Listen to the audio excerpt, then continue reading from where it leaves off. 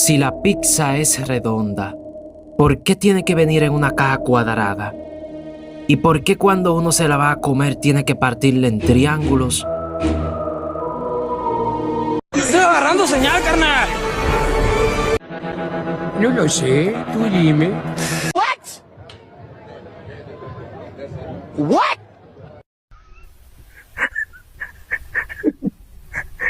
No, mira, así que yo lo voy a contestar. ¿No?